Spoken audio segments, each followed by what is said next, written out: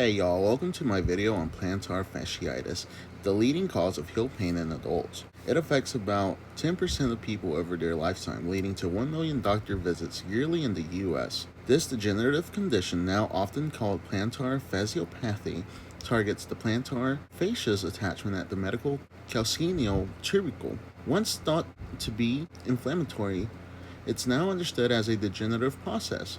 It causes sharp stabbing heel pain, worse with its first steps in the morning or after rest, impacting quality of life. Let's dive into how common this condition really is with its epidemiology. Plantar fasciitis shows clear patterns across diverse populations. Its incidence is about 3.8 cases per 1,000 patient years, with women more affected at 4.6 cases compared to 3 cases for men. It typically strikes middle-aged adults with peak incidence between ages 40 and 60, around age 50 for women and 55 for men. Athletes, particularly runners, face elevated risk, with prevalence ranging from 5 to 17%, and runners specifically shown 5 to 10% incidence rates. This condition accounts for roughly 15% of all foot problems in the general population. Cases often arise in September and October, likely tied to summer activity or footwear shifts. Obesity also increases risk, worsening stress on the plantar fascia.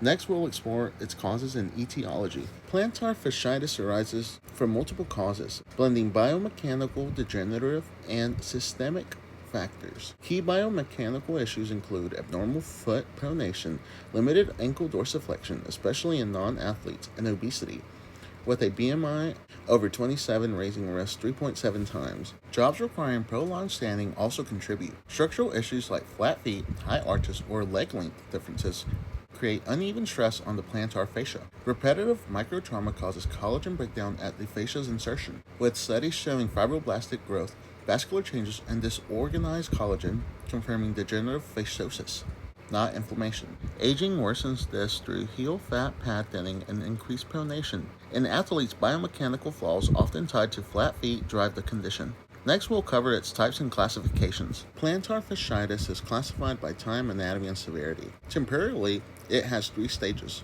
Stage 1, acute, lasts for 2 to 6 weeks with morning pain and inflammation. Stage 2, subacute, spans 6 to 12 weeks with facial thickening. Stage 3, chronic, beyond 12 weeks, shows heel bone edema and degeneration.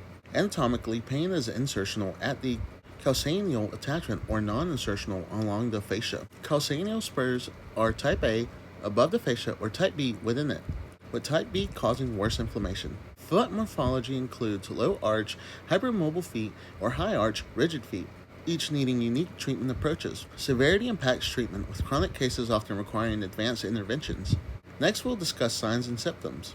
Plantar fasciitis presents distinct symptoms for diagnoses. The hallmark is sharp stabbing heel pain at the anteromedial calcaneus, worst with first steps after rest like morning walks, affecting 88% of patients. Pain often eases with activity as tissue warms up, but may flare up after long standing for active days. Unilateral pain is common, seen in 76.7% of cases versus bilateral. Examination shows tenderness at the medial calcaneal tubercle, where the fascia originates. The windlass test, dorsiflexing the big toe, triggers pain by stretching the fascia. Limited ankle dorsiflexion, tight heel cords, or abnormal foot posture may appear. Chronic cases may cause altered gait, leading to secondary foot or leg pain. Next, we'll explore normal anatomy. The plantar fascia, or plantar epinorsis, is a strong fibrous band made of collagen fibers, forming 3 parts: medial, central, and lateral. The central band, the largest, starts at the medial calcaneal tuberosity, spreading into 5 digital slopes at the toes. These slopes split at the metatarsophalangeal joints, connecting the flexor tendon sheaths, plantar plates, and proximal phalanges. Normal fascia thickness is 3.2 to 4 millimeters at the calcaneal origin. Its collagen fibers, arranged in multiple directions in hyaluron content, aid gliding and shock absorption. The fascia links mechanically to the Achilles tendon via the heel, explaining why calf stretches help with treatment. Next, we'll examine histopatologic anatomy. Histopathologic examination of plantar fasciitis reveals degenerative changes, not acute inflammation. Key findings include collagen degeneration, fiber disorientation, increased ground substance, and angiofibroblastic hyperplasia, with no inflammatory cells present. Chronic cases show mucoid degeneration, chondroid metaplasia, and matrix calcification. The fascia thickens from 6.7 to 6.9 millimeters to chronically enlarged tissue, losing its normal fibrillar structure. Microscopically, fibroblastic proliferation, vascular ingrowth, and disorganized collagen resemble degenerative tendinosis, not inflammatory fasciitis. The enthesis where the fascia attaches shows fibrocartilaginous changes and varying calcification. These findings confirm plantar fasciitis as a degenerative enthesopathy, explaining why anti-inflammatory treatments often lack long-term effectiveness. Next, we'll explore laboratory and radiographic features. Plantar fasciitis is diagnosed clinically with lab tests, rarely needed unless systemic issues are suspected. Bilateral cases may prompt blood counts, sedimentation rate, metabolic panels, or rheumatoid factor checks for conditions like spondyloarthropathies.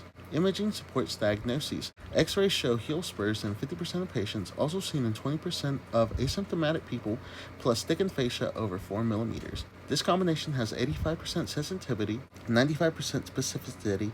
Ultrasound, the top imaging choice, confirms fascia thickness over 4 millimeters, averaging 2.16 millimeters thicker than controls.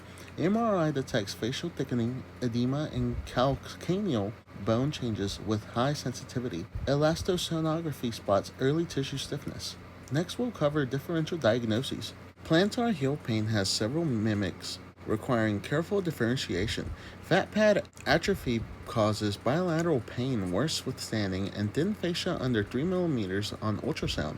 Calcaneal stress fractures show localized bone pain, confirming by imaging. Tarsal tunnel syndrome brings burning, tingling, and positive tinal sign from nerve entrapment. Plantar fibromatosis forms distinct nodular thickenings visible on MRIs. Heel spur syndrome may occur alone, not always tied to fasciitis, but there are nerve entrapments, like lateral plantar nerve issues, that cause burning and neurological symptoms. Systemic conditions, including arthritis or gout, may trigger bilateral pain. Infections are rare. Tumors need consideration, especially in diabetes. Diagnoses hinges on pain patterns and tests. Next, we'll discuss surgical management.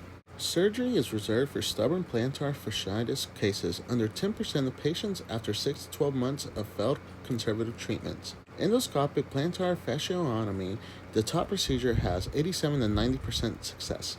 It uses two small 5 millimeter heel incisions for endoscopic release of the medial plantar fascia, preserving stability. Done in 15 to 20 minutes under anesthesia, it follows immediate weight bearing.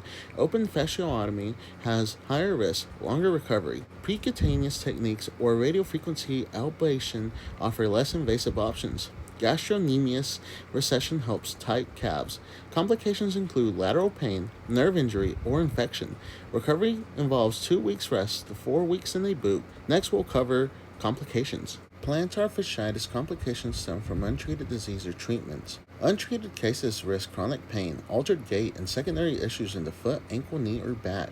Plantar fascial rupture, especially after corticosteroid injections, occurs in 10% of cases.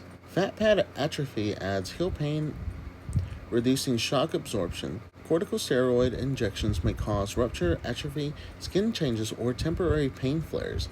Surgical complications like lateral pain or instability for endoscopic fasciotomy include arc strain, nerve injury, or infection. Overly aggressive facial release risk arc collapse, lasting impairment. Conservative treatments have fewer issues like skin irritation from taping. Next, we'll discuss prognosis. Plantar fasciitis prognosis depends on treatment and patient factors. Conservative care helps 80 to 90% of patients within a year, yet long-term studies show 45% still have symptoms after 10 years. Poor outcomes are linked to female gender, bilateral pain, or severe cases. Neither fascia thickness nor heel spurs predict long-term results. Only 20% of pain-free patients have normal fascia on ultrasound. Endoscopic fasciotomy has 87 to 90% success, though some report lower satisfaction. Recurrence is common, so addressing biomechanical issues is key. Next, we'll explore current research. Current plantar fasciitis research explores regenerative medicine and diagnostics. Stem cell therapy and palate research plasma promote tissue healing, outperforming corticosteroids. Polydeoxyribonucleotide injections show promise as safer alternatives. Elastosonography and MRI elastography detect tissue changes early. Low-level laser therapy gains traction for non-invasive relief. Future studies are going to target genetic factors, biomarkers, and personalized treatments. Thank you for watching. I hope you learned something about plantar fasciitis.